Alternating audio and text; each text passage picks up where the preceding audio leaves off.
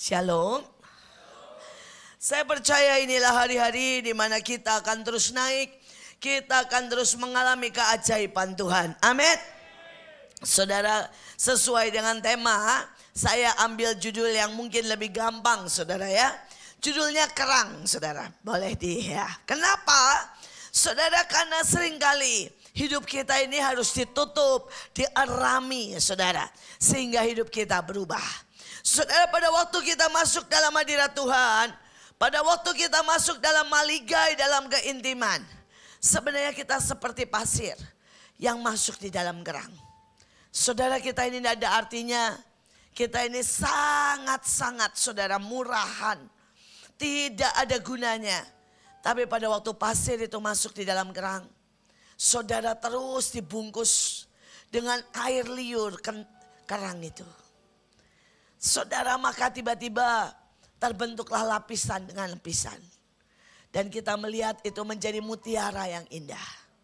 Dan harganya bisa ratusan juta. Bahkan bisa M.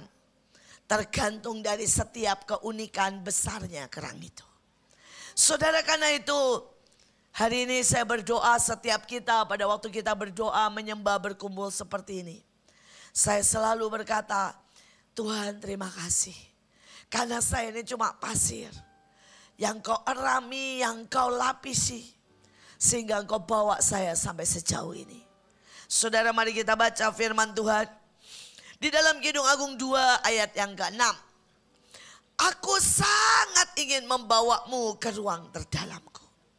Saudara, kita tahu ada pelataran. Kemudian ada ruang kudus dan ruang maha kudus.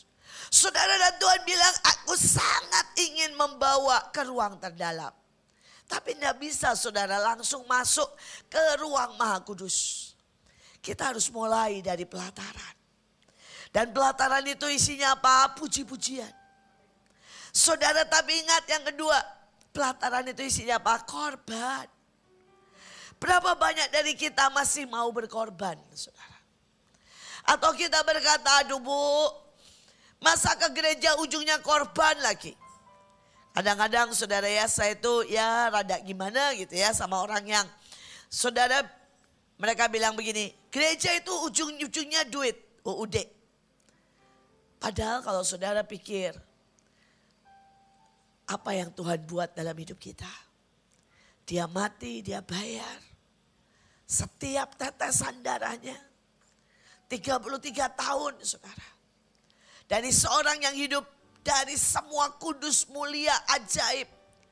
Harus masuk ke dalam rahim seorang ibu dan tinggal di yang namanya dunia yang sangat kotor. Dia tidak hanya berkorban pada waktu dia berusia 33 tahun dan di atas kayu salib. Tapi korbannya ketika dia mulai masuk di dalam saudara rahim Maria. Dan apapun, kalau hari ini kita punya kesempatan untuk menginjil. Walaupun mungkin kita pulang kerja capek menginjil, itu korban. Kalau kita bisa memberikan uang kita, walaupun uang kita itu dari Tuhan asalnya, itu korban.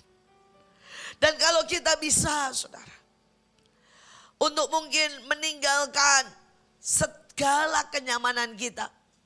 Dan saudara mungkin pergi nanti ke NTT ataupun kemanapun untuk buat KKR, itu korban. Dan itu baru di halaman loh saudara. Saudara, kemudian kita masuk di ruang kudus. Dan salah satunya di situ adalah ada roti 66. Saudara, saya percaya itu tidak kebetulan.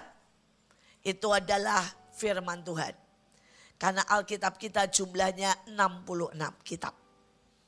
Seberapa banyak kita itu menyukai dan merenungkan firman siang dan malam.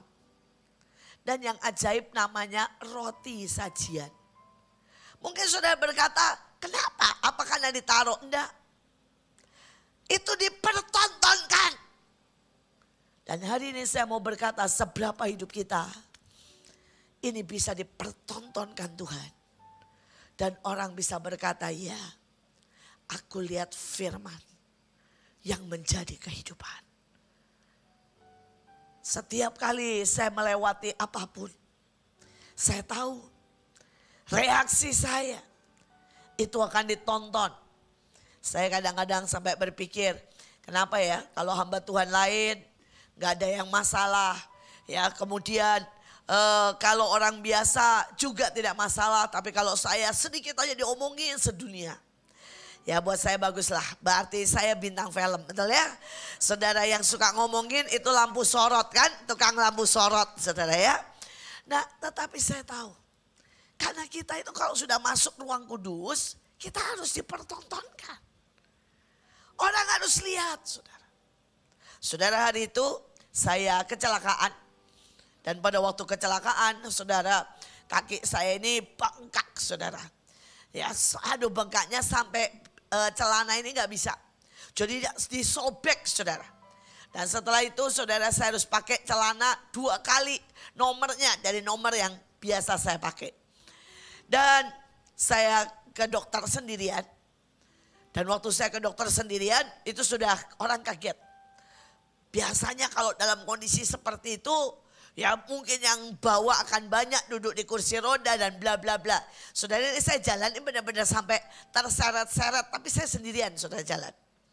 Saudara dan di atas ketemu dengan dokter Kristen. Wah begitu tahu saya Ibu Iin, wah gempar saudara. Suster-suster bilang begini, wah Ibu Iin itu loh, Ibu Iin yang itu, yang pengkhotbah. Akhirnya yang harusnya itu operasi kecil, saudara akhirnya dipercepat. Dan ditangani sama kurang lebih 6 suster. Bukan karena harus 6 suster. Karena pengen kenalan. Pengen didoain saudara. Jadi saya itu geli saudara ya.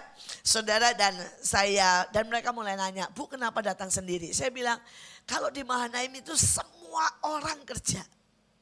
Semua orang sibuk. Jadi buat saya susah.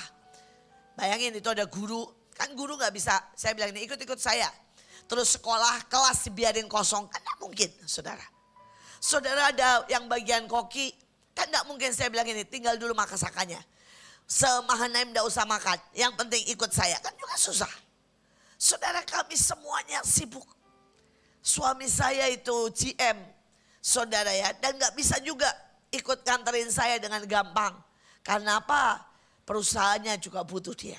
Saya bilang saya udah biasa bersama Tuhan. Dan saya bilang, saya tahu masih bisa jalan dan ada sopir walaupun merayap. Dan kemudian dia bilang, Bu, Ibu dibius ya total. Ya gak masalah. Saudara dan dia bius saya total. Dan kemudian setelah saya bangun saya bilang, saya oke banget terima kasih buat semuanya. Saya akan langsung pulang karena saya punya banyak tugas, punya banyak pelayanan. Saudara dan mereka bilang, operasi seperti ini harusnya ibu nginep. Saya bilang saya nggak punya waktu nginep. Karena saya punya jadwal pelayanan padat sekali. Dan kemudian saya tertatih-tatih pulang. Mereka takut sekali kalau saya pingsan atau jatuh di jalan. Tapi saya dengan baik lah. Dan tiba-tiba saudara mereka menyebarkan berita. Mereka bilang saya melihat loh. Seorang hamba Tuhan yang benar-benar percaya. Tidak takut kematian. Dioperasi sama sekali tidak takut. Dan kemudian datang dan pergi. Tidak ada yang ya mengawal dan tidak mengkultuskan. Oh pokoknya panjang lebar lah saudara, pujian buat saya. Dan saya senyum, saya berpikir itu masuk sosmed saudara. Saya senyum dan saya bilang begini, untung reaksi saya baik. Coba hari itu saya bilang aduh tolong, aduh sakit. Aduh saya pasti masuk lagi yang lain saudara. Ya pasti heboh lagi. Ternyata hamba Tuhan kagak percaya, rewel, betul kan? Saudara, kenapa kita yang dipertontonkan? Saudara, sadarkah kita bahwa hidup kita ini harus jadi roti sajian? Orang harus menikmati sesuatu dalam hidup kita. Menikmati cinta, menikmati kebaikan, menikmati kebenaran. Tapi kalau saudara masuk lebih dalam, di ruang terdalam, saudara akan bertemu dengan ini. Dan saudara, apa yang ada di sini? Di dalamnya Ada 3 benda yang menunjukkan bahwa manusia tidak sanggup. Yang pertama adalah Taurat. Dan seluruh manusia gagal melakukan Taurat. Yang kedua adalah apa saudara? Tongkat Harun. Saudara, tongkat Harun yang berbunga menunjukkan apa? Kita ini pemberontak. Hari itu orang Israel berontak dan berkata, kenapa harus Harun? Nepotisme. Kurang lebih seperti sekarang, kenapa harus Gibran? Kurang lebih seperti itu kan? Loh, karena Harun dengan kakaknya Musa. Ini rekayasa yang tidak benar. Ini rekayasa politik. Nah, kurang lebih seperti itu. Sampai mereka demo, saudara. Dan akhirnya Tuhan bilang, taruh tuh semua tongkat. Pokoknya yang berbunga, itu yang aku pilih. Maka tongkat Harun berbunga. Ditaruhlah di sini. Memang itu keajaiban. Tapi bukankah itu lahir bukti bahwa kita ini pemberontak. Saudara, dan yang satu lagi mana? Dan kita tahu ceritanya. Sampai Musa marah. Bangun pagi ambil mana aja gak bisa. Sudah dibilang suruh ambil secukupnya, disisain. Kemudian besoknya berbau berulat. Sudah tahu ceritanya kan? Sekali lagi. Kita ini yang rakus. Mana itu pembelajaran untuk cukup bersyukur. Buat setiap hari. Tapi seringkali kita mau menyimpan. Seringkali kita rakus. Seringkali kita malas bangun pagi. Dan 3 itu yang ada di dalam. Tetapi itu di cover oleh yang namanya mercy seat. Anugerah, cinta, hadiratnya.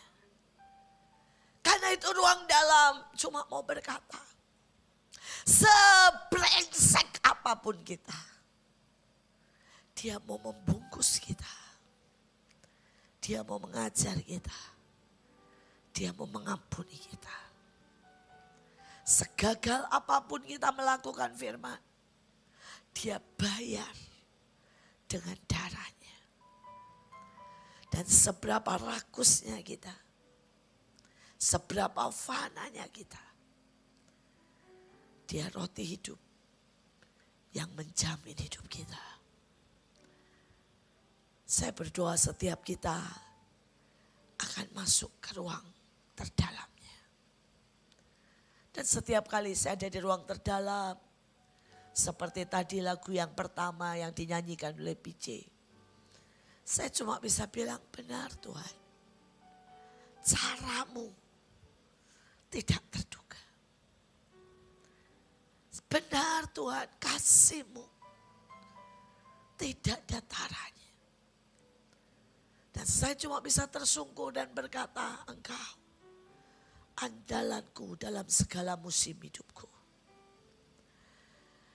Dulu saya memulai pelayanan sendiri. Orang tua saya di Bandung, tidak ada donatur. Saya mulai pelayanan sendiri. Dan hari ini saya kembali sendiri. Artinya tinggal sendiri ya. Walaupun anak-anak banyak dan semuanya. Saya benar-benar tinggal sendiri.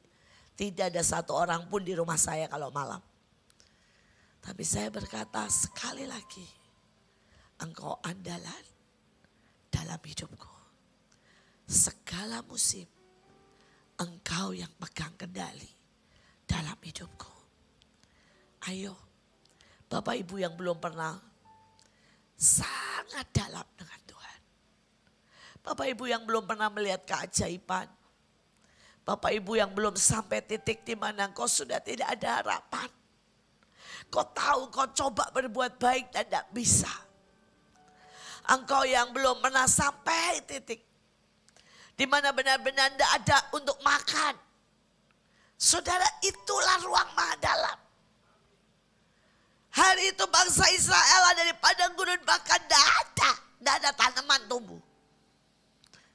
Justru itulah mana turun. Itulah fase keajaiban. Di saat saudara masuk di ruang yang terdalam. Beranikah saudara berkata, Tuhan pegang tanganku. Dan aku akan lewati Tuhan. Masa yang mungkin kekuatanku sudah tidak bisa diandalkan. Aku tidak punya uang sedikit pun. Tapi aku akan melihat sekali lagi keajaiban di ruang yang terdalam. Saudara, ayatnya berkata, aku ingin memelukmu dan ada di dalammu. Aku ingin memberikan anggur beraroma cinta. Cawan penuh kebahagiaan yang kita bagi bersama. Kita minum sampai kita puas. Berapa banyak dari kita masih merasakan anggur cinta. Hati-hati. Karena ayatnya berkata, kamu kerja, kamu banyak kebaktian. Aku tahu pekerjaanmu lebih banyak dari dulu. Tapi aku mencela engkau. Karena engkau meninggalkan kasih yang mula-mula. Saudara, itu hardikan Tuhan atas Efesus. Ini statement saya. Semakin kita banyak melayani, harusnya semakin cinta Tuhan. Semakin banyak kita memberi harusnya karena kita semakin cinta Tuhan.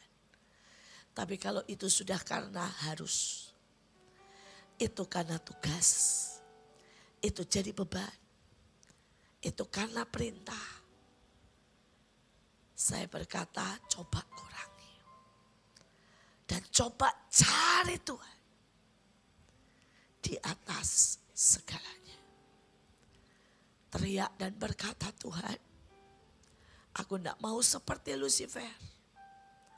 Karena ayatnya berkata, kehilangan kasih adalah Lucifer fall.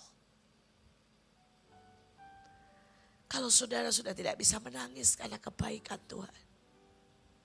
Kalau saudara sudah tidak bisa bersyukur buat apa yang terjadi dalam hidupmu.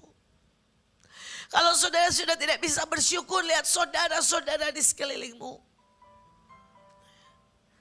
Kalau saudara coba bisa menghakimi dan menuntut dan menghakimi.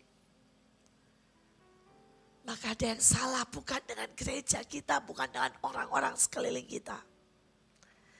Karena kita tahu bahwa tidak ada gereja yang sempurna. Kita tahu tidak ada orang-orang yang sempurna karena kita pun tidak sempurna. Tapi semuanya mulai dari dalam. Dan tandanya kalau kita sudah mulai marah, tidak puas. Ya, lihat ini kesel, lihat itu kesel. Maka mari kita berkata, Tuhan tolong kembalikan cintaku. Supaya aku jangan seperti Lucifer fall. Tapi aku sungguh-sungguh kembali menerima anggur cinta. Saudara, setiap kali saya melihat pribadi demi pribadi di tempat saya ya. Saudara, mereka jelas bukan orang yang sempurna. Ada yang perampok, ada yang pezina, ada yang jatuh bangun, saudara dirokok, diutang. Saudara, barusan ini tiba-tiba saya di debt collector, bilangnya ada orang Mahanaim lagi, kena lagi saudara ya. Yang namanya judi online, yang namanya saudara pinjaman online. Tapi tidak tahu kenapa setiap kali saya melihat mereka. Yang ada ini cuma bilang begini, Tuhan terima kasih. Ini orang-orang cacat yang dipakai Tuhan begitu rupa. Terima kasih Tuhan. Ini orang-orang yang mungkin ya, seharusnya ada di penjara, seharusnya ada di pelacuran. Dan hari ini mereka boleh bersaksi dan memuliakan Tuhan. Dan hati saya ini cuma bisa bersyukur. Orang lain bilang gila lu bu. Orang begitu dipakai di pelayanan. Saya bilang, ya memang Mahanaim kan seperti Gua Adulam. Dari awal saya berkata, Mahanaim itu bukan gereja. Mungkin kalau gereja sedikit dituntut lebih kudus-kudus lah. Walaupun itu salah. Karena ayatnya berkata, aku datang untuk mereka yang sakit, bukan orang mereka yang sehat. Betul kan? Jadi kalau Yesus datang buat orang yang sakit, gereja rata-rata sakit, betul kan? Tapi kita sudah disembuhkan. Kita sudah disembuhkan.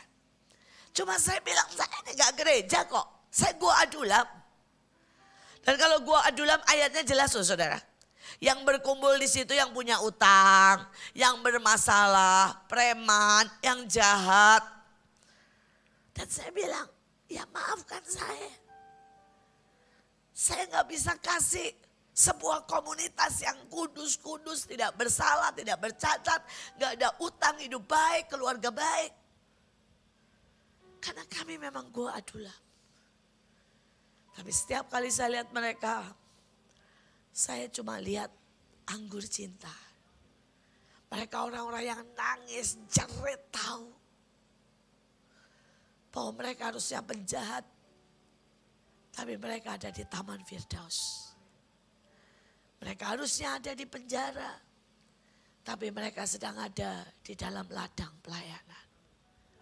Dan sejujurnya saya lebih suka orang yang melayani dengan air mata pertobatan dan syukur. Daripada orang yang melayani karena digaji, saudara. Saya baru dengar sebuah kesaksian gereja di India. Saudara, hari ini gereja ini pokoknya keren banget. PC sekali waktu harus ke sana. Ya. Saudara, dia sama-sama waktu dia dapat tanah 5 hektar, saya juga dapat tanah 5 hektar. Waktunya sama, tahunnya sama, jumlah tanahnya sama. Saudara, dia ditolak. Karena lingkungannya semua saudara Hindu, saya juga ditolak. Karena semua lingkungannya Islam. Cuma reaksi kami beda, saudara. Waktu dia ditolak, saudara, dia memutuskan. Jemaatnya waktu itu ada 1.000 sampai 1.500 lah. Saudara, setiap hari jam 5 sore pulang mereka kerja. Sampai sudah jam 8 sore. Jam 8 malam mereka duduk di situ, mereka nyembah. Mereka diajar firman di lapangan terbuka. Saudara, pada waktu itu pendetanya ngomong begini. Kamu dilempari batu, dilemparin tai, senyum. Dan tidak boleh ada yang membalas, tidak ada boleh beranjak. Mau hujan, mau apapun, senyum. Saudara, dan mereka melakukan itu 40 hari. Dilempari batu, hujan gede. Saudara, maaf, dilemparin telur busuk. Senyum, tetap nyembah Tuhan. 1.500 orang. Persis selesai hari terakhir mereka doa. Izin keluar, saudara. Dan mereka mulai membangun dari tangannya sendiri. Pendetanya bilang, Tuhan tidak butuh rumah mewah. Tuhan butuh aroma cinta. Saudara, semua mereka dibagi shift. Saudara, ada yang pagi, ada yang siang. Walaupun tetap dibantu oleh saudara ya, insinyur. Tapi mereka semua mulai dari nanam tanaman, masang bata, nyemen. Pendetanya bilang, yang Tuhan mau dan kita mau. Setiap sudut dari gereja ini, dia akan mencium aroma cinta. Karena ada tangan kita yang berdarah. Ada kita yang nanam tanaman dengan nyanyian. Saudara, dan gerejanya jadi buat sekitar 20.000 orang sampai lebih lah. Hanya dalam waktu 6 bulan, saudara, penuh. Dari 3.000 orang jemaat. Dalam 6 bulan jadi 25.000. Saudara bisa bayangkan. Dan mereka terus bergerak karena cinta. Hari ini jumlah mereka sudah berapa? 3 juta, saudara. 3 juta. Setiap kali saya lihat gereja itu, saya bilang Tuhan ampuni saya. Kalau saudara tanya, Bu, Ibu bagaimana reaksinya? Reaksinya karena sekitar menolak, saya jual tanah itu. Saya reaksinya bukan berlutut, berdoa, menyembah. Saya jual tanah itu. Saudara, dan uangnya saya pakai KKR sih, keliling Indonesia. Tapi saudara ya, saya tidak melihat seperti gereja itu ya. Hari ini sudah jadi 3 juta. Walaupun saya benar, Tuhan tetap sertai kami. Saudara, kami punya pasukan di 38 provinsi. Di 38 provinsi kami ada, saudara ya, persekutuan-persekutuan. Kami ada 5.000 rumah singgah, iya betul. Tapi saya selalu melihat gereja itu dan berkata, Tuhan, kenapa saya tidak berani ya seperti mereka? Kenapa saya tidak berani duduk di situ bersama semua dan berdoa sekalipun dilempari batu? Kenapa saya lebih milih nih, kalau saya pun bikin gedung saya akan milih kontraktor aja ngerjain kan? Kenapa saya tidak berani untuk menyuruh semua orang pengusaha, orang biasa nanam sama-sama supaya ada cinta di situ? Saya cuma mau berkata, biar bagaimanapun ketika ada aroma cinta, Tuhan buat sesuatu yang ajaib. Sesuatu yang ajaib. Dan saya berharap semakin hari di tempat ini, aroma cinta akan semakin kental. Maka ayatnya berkata, cawan penuh kebahagiaan. Kita minum sampai puas. Saudara, saya melihat gereja itu berkembang dengan sangat ajaib. Di gereja di India, kami sudah berapa kali ke sana. Saudara, dari Mahanaim mungkin 4-5 kali ke sana. Saudara, dan saya melihat benar-benar dari orang miskin banget. Ini gereja-gereja miskin banget, saudara. Hari ini semuanya naik. Ekonominya itu naik 2 kali, 3 kali lipat. Semuanya. Sudah bisa bayangkan. Sampai saya bilang ini, wow. Benar-benar cawan kebahagiaan. Mereka nikmati bersama. Mari kita lihat seterusnya. Saudara, kerang itu cirinya adalah merubah sampah menjadi harta. Dan ayatnya berkata, sampai dicurahkan kepada kita roh dari atas. Maka padang gurun akan menjadi kebun buah-buahan. Dan kebun buah-buahan akan dianggap hutan. Berapa banyak dari kita berani mengubah setiap sampah yang datang dalam hidup kita. Bersama Tuhan menjadi harta. Mungkin saudara bilang, Bu, caranya bagaimana? Bersyukur, mulai dengan gampang, bersyukur. Ya. Saudara, yang kedua apa? Tanya sama Tuhan. Saudara, yang ketiga apa? Lakukan dalam ketekunan. Karena pasir itu tidak jadi dalam sekejap. Kadang-kadang butuh 3 tahun, saudara. Untuk menjadi mutiara yang harganya sangat mahal. Bahkan ada yang bertahun-tahun sampai 7-8 tahun. Dalam hidup saya seringkali datang dalam tanda kutip ya, sampah-sampah. Ada satu anak, umurnya waktu itu baru 14 tahun, sudah pakai narkoba karena marah dengan orang tuanya. Kemudian saudara, dia berkelahi sama orang dengan keadaan setengah sadar karena pakai narkoba. Dan dia tusuk, saudara, orang yang berkelahi sama dia. Singkat cerita, masuk penjara. Dan mau sidang, mau segala macam kan biasanya polisi cari duit kan. Saudara jadi mau disidang, mau segala macam. Saudara tidak ada uang. Jadi dia bilang, terserahlah bapak mau ngapain, terserah mau masukkan saya penjara ya lumayan ada makan, ada minum. Karena keluarga ini benar-benar saudara ayahnya sudah tidak tahu di mana. Dia kabur dari rumah.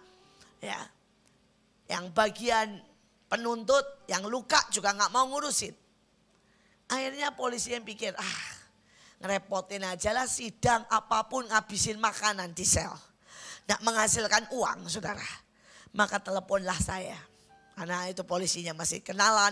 Dan dia bilang, Bu ini ada anak sudah 3 bulan di sini. Tidak ada yang ngerawat, tidak ada yang mau. Tidak ada yang peduli. Ya buat sidang juga butuh duit, dia tidak ada duit. Ibu mau enggak terima? Karena dia harusnya masih usia sekolah. Saya bilang, iya sudah Pak, kirim saja ke kami tanda tangan bahwa kami akan mendidik dia dengan baik. Wah ini anak berontak, ngerokok. Saudara ya, diajak ngomong enggak ada yang jawab, apapun. Jawabnya begitu saudara. Karena kalau sudah tahu anak yang marah, anak yang dendam, anak yang luka, itu tidak bisa percaya siapapun. Sudah ditanya apapun jawabnya, kamu mau tinggal di sini, kamu mau makan apa, Sudah cuma. Tapi kami taruh dia di dapur sembari sekolah. Jadi kami taruh dia saudara ya pagi sekolah, saudara siang pulang sekolah kerja di dapur. Kami kasih sekedar uang buat dia jajan, malam tidur di bagian belakang dapur ada tempat tidur. Saudara dia mulai ngomong, kemudian dia mulai belajar mobil, dia kemudian belajar keyboard. Dan saudara singkat cerita hari ini, dia jadi guru dan pemain keyboard di Papua. Saudara dia menangkan ribuan jiwa.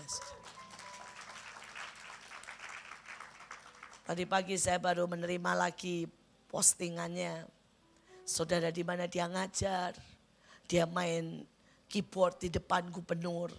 Dan gubernurnya berkata, saya belum pernah lihat pemain keyboard yang begini diurapi. Sampai gubernurnya nangis. Saya ketawa setiap kali. Saya berpikir kamu gak tahu pada waktu dia datang. Gak mau ngomong sama sekali. Saudara sama sekali bodoh. Dan hari ini semua orang mengejar dia. Sampai gubernurnya berkata, boleh enggak jadi staf ya di gubernuran bagian kebudayaan. Loh ajaib dah saudara ya. Kami bilang maaf Pak kalau bisa biar dia ngajar rumah singgah, biar dia KKR keliling. Dan jadi pemain musik. Bersama Tuhan. Setiap kali saya melihat sampah menjadi harta. Mungkin hari ini ada sampah yang masuk dalam hidup kita.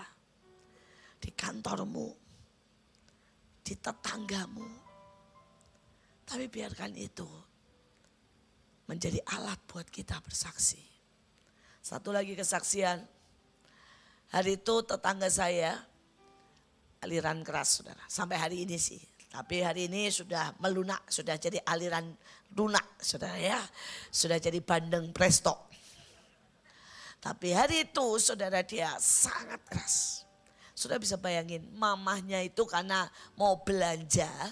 Saudara jadi lari cepat-cepat keluar lupa pakai jilbab yang ninja itu saudara. Sama anaknya digampar di depan diseret. Sampai saya lihat aduh ngeri gak saudara. Ya, mamanya ini cuma lari keluar karena tukang sayur pas lewat lupa. Saudara ya lari keluar tanpa jilbab. Saudara itu kalau ada mobil tetangga. Yang mobil mewah apa dipilok. Dipilok saudara. Sampai saya bilang gini, gila nih. Itu yang pada waktu dulu saya pertama kali datang. Saya sodorkan tangan mau salaman. Dia bilang, maaf. Anda punya dosa 3. Kristen, ya, Cina, ya, perempuan. Jadi najis, haram. Saya pikir ini orang gila ya, zaman begini. Berani bilang di depan umum loh saudara, dengan tenang. Dosanya 3. Nah ya, saya pikir, wih ini zaman apa ya? Zaman kita kan udah gak ada begitu ya saya pikir ya. Tapi ternyata banyak. Singkat cerita, kami doakan. Dan Tuhan mulai bilang, kirimilah. Nah ya, kopi yang tulisan Arabnya gede-gede. Supaya sah. Jadi saya cariin kopi yang tulisan Arabnya gede-gede saudara ya. Jadi dia pikir, padahal itu kopi beli di supermarket. Tapi mungkin dia berpikir saya dapat kiriman dari Arab Saudi. Mungkin ya saudara ya. Pokoknya dia menerima dengan sukacita saudara. Karena kalau tidak ada tulisan Arabnya segede-gede gaban, dia nggak mau, saudara. Ya udah, saya cariin lah barang-barang yang tulisan Arabnya segede-gedenya. Dan tiba-tiba itu saya lagi berdoa. Tuhan bilang datang ke rumahnya, bawa uang. Saya mikir begini, mana mungkin saya boleh masuk? Ini dosanya 3, saudara ya. Tapi Tuhan suruh. Jadi saya saudara bawa uang. Karena saya juga gak tahu Tuhan bilang bawa uang. Saya di depan saya teriak-teriak. Ya saya teriak-teriak minta salam. Ya pakai bahasa itu ya. Terus halo apalah pokoknya semuanya udah keluar. Gak ada saut. Tapi ada terdengar suara saudara. Saudara jadi saya buka. Saya teriak-teriak lagi. Saudara gak ada lagi. Terus sampai ke dalam, akhirnya saya doronglah pintunya, saya buka. Saudara ternyata si bapak yang sangat garang itu sedang tergeletak. Dan begitu saya lihat bapak itu tergeletak, saya bilang, ibu kenapa? Tiba-tiba bu dia jatuh. Saya bilang, boleh saya doakan? Boleh. Ya kalau udah kepepet kan pasti boleh ya saudara ya. Boleh saudara. Sudah, maaf kata saudara, biru. Dan sudah, begitu saudara. Saya doakan dalam nama Yesus. Saya udah bawa minyak urapan memang. Saya siram saudara ya sama minyak urapan. Bangun saudara. Saudara bangun dia. Saudara begitu bangun saya bilang. Bapak ya. Ayo pelan-pelan tarik nafas. Bapaknya udah gak bisa ngomong. Gak bisa apa. Seperti antara ngorok dan seperti tapi bangun. Saudara sadar. Saudara dan saya bilang. Bu saya panggilin Grab. Atau mobil lah pokoknya, taksi. Dia bilang, saya enggak ada uang. Saya bilang gak apa-apa, ini saya sudah bawain uang. Kebetulan saya memang Tuhan sudah suruhkan bawa uang. Saya bilang ini buat Grab, setelah itu langsung aja masuk ke UGD. Sudah singkat cerita dia pergi karena saya sudah kasih uangnya. Saudara dia berangkat sama bapak ini. Sudah selesai, sebulan kemudian. Tiba-tiba rumah saya diketok. Bapak ini datang bersama ibu ini. Ibu ini sudah tidak pakai ninja saudara. Bukan soal itu loh. Pakai ninja itu gak salah loh saudara ya. Jangan dipikir itu salah. Dan bukan mereka pindah agama, enggak. Tapi mereka tiba-tiba, waduh maaf. Itu HP saya alarmnya pak. Saudara kami sedang membuat sebuah gerakan ya setiap kita berbeda dan saya tadi bangga mendengar saudara doa untuk pemilu. Kami juga sama tapi kami membuatnya 5 jam sekali 1 menit. Ya saya lebih malas dari PJ jadi saya cari yang praktis. Saudara beliau kan dari jam 4 sampai jam 8 ya. Saya jadi ketawa, saya malu. Saudara kami buatnya tapi terus sampai nanti saudara selesai semuanya. Jadi kami buat alarm di semua HP kami jam 5, jam 10, saudara jam 15 dan jam 20 makanya pas nyala. Saudara dan kami pasang shofar di alarm kami. Jadi setiap kali shofar itu akan bunyi 7 kali dan kami doa 1 menit. Shofarnya sudah diatur 1,5 saudara ya. Jadi kalau alarm kami jalan 1,5 7 kali saudara Dan kami berdoa 1 menit buat pemilu. Caranya apapun tidak masalah. Karena kita sama-sama mengawal. Saudara, pemilu kali ini bukan sekedar orangnya saudara. Tapi di belakangnya. Saya berdoa kita sungguh-sungguh berdoa. Supaya pada saat siapapun yang naik. Pihak yang lain tidak membuat kerusuhan. Karena ada pihak Amerika yang sangat tidak suka. Karena Freeport berpindah tangan pada waktu dia menjabat. Saudara, dan ada pihak Cina yang juga tidak suka karena dia sudah menanam triliunan. Kalau sampai ganti orang, saudara, dan semua proyeknya dibatalkan. Cina juga tidak akan tinggal diam. Jadi pemilu kali ini tidak hanya sekedar milih presiden. Ada banyak faktor di dalamnya. Saya berharap saudara berdoa dan berdoa dan berdoa. Supaya bangsa kita diluputkan dari kerusuhan, dari rencana yang jahat, dari apapun yang elit global mencoba untuk menguasai Indonesia. Saya berdoa kita mengerti dan bijaksana. Gak ada yang sempurna, sekali lagi tidak ada yang sempurna. Tapi kita berdoa minta yang pilihan Tuhan. Itu jaminannya. Ya. Saudara, sekali lagi ayo rubah setiap sampah menjadi harta. Orang itu datang ke tempat saya, saudara, dan dia berkata, Bu, terima kasih. Saya bilang, terima kasih sama-sama Pak, Bapak sudah sehat, sudah. Saudara, dan dia bilang, kami sungguh-sungguh merasakan keajaiban. Dia bilang, kenapa Ibu bisa ke rumah saya? Saya bilang, saya dengar suara. Saya disuruh Tuhan. Dan Bapak ini berkata, saya percaya. Saya percaya Yesus. Saudara, mereka tetap Islam. Tapi mereka berkata, saya percaya. Saya percaya. Bahkan mereka meminta minyak urapan. Saya mau berkata buat setiap kita. Apapun masalah dalam hidup kita. Jadikan itu harta. Dengan cara apa? Berdoa. Melewatinya bersama Tuhan. Ayatnya berkata, wah waktu saya sudah habis. Saya tutup dengan 1 ayat ya.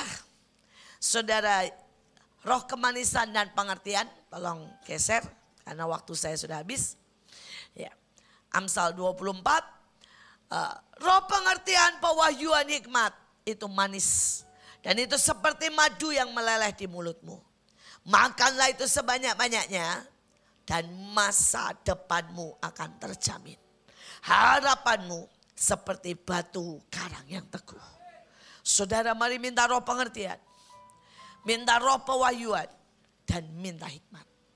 Dalam masa-masa ini ada banyak hal yang kita tidak tahu dan tidak mengerti mesti bagaimana. Tapi ketika saudara minta roh pengertian, pewahyuan dan hikmat, maka ayatnya berkata masa depanmu akan terjamin. Saya tutup dengan satu kesaksian.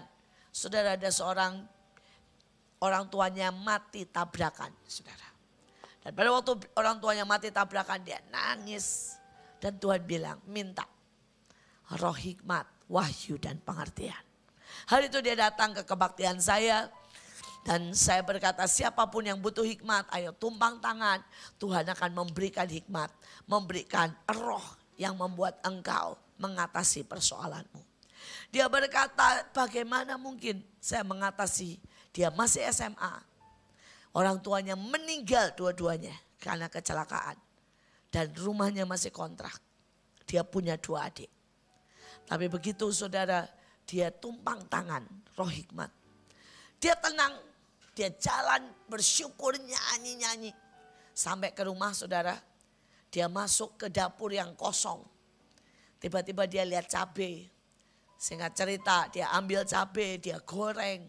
Dia ulek, dia kasih ini dan itu. Cuma cabai loh saudara. Rasanya enak sungguh. Mereka bertiga makan dengan cabai itu tok sama nasi. Dan Tuhan bilang kasih ke tetangga. Dia bikin itu, dia kasih ke tetangga. Tetangga bilang enak, pesen. Ya saya percepat, singkat cerita, sudah mau tahu hari ini. Sambelnya itu dipesan Bapak Jokowi setiap bulan. Dan anak kelas 2 SMA yang papa mamanya meninggal menjadi punya catering yang terbesar di kotanya.